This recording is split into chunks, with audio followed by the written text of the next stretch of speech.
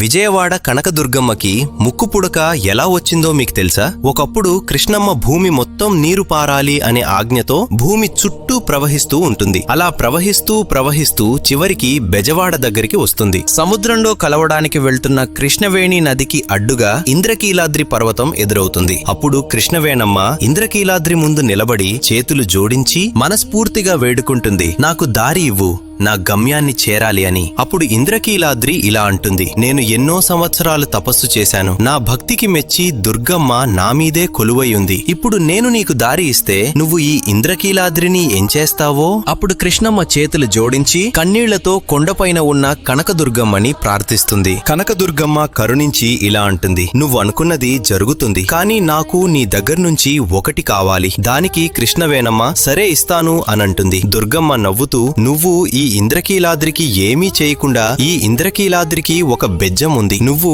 ఆ బెజ్జం నుండి ప్రవహించు అని చెబుతుంది. దానికి కృష్ణవేణమ్మ అంగీకరించి నీకు నా దగ్గర నుండి ఏం కావాలి అని అడగగా దుర్గమ్మ నవ్వుతూ, నాకు నీ ముక్కు పుడక చాలా నచ్చింది, దాన్ని నాకు అరువుగా ఇస్తావా అని అడుగుతుంది. దానికి కృష్ణవేణమ్మ సరే అని ఆమె ముక్కు పుడకని తీసి దుర్గమ్మకి అరువుగా ఇస్తుంది. అలా ఇస్తూ ఇలా అంటుంది, ఈ కలియుగం అంతం అయ్యే సమయంలో నేనే కొండ మీదకి ఎగసి నా ముక్కు పుడకను తిరిగి తీసుకుంటాను అని చెప్పి ఇంద్రకీలాద్రికి ఉన్న బెజ్జం ద్వారా కృష్ణవేణమ్మ ప్రవహించి సముద్రంలో కలిసిపోతుంది. అప్పట్నుంచి ఆ బెజ్జం వాడగా పిలువబడిన ప్రదేశం ఇప్పటి బెజవాడ, విజయవాడగా మారింది. ఎప్పుడైతే కృష్ణానది నీళ్లు నిజంగా అమ్మవారి ముక్కు పుడకను తాకుతాయో అప్పుడు ఈ ప్రపంచానికి ప్రళయం వస్తుంది. అప్పుడు కలియుగం అంతమవుతుంది అని పెద్దలు నమ్ముతారు. దుర్గమ్మ అంటే మీకిష్టమా? జై దుర్గాదేవి అని కామెంట్ చేసి సబ్స్క్రైబ్ చేసుకోండి.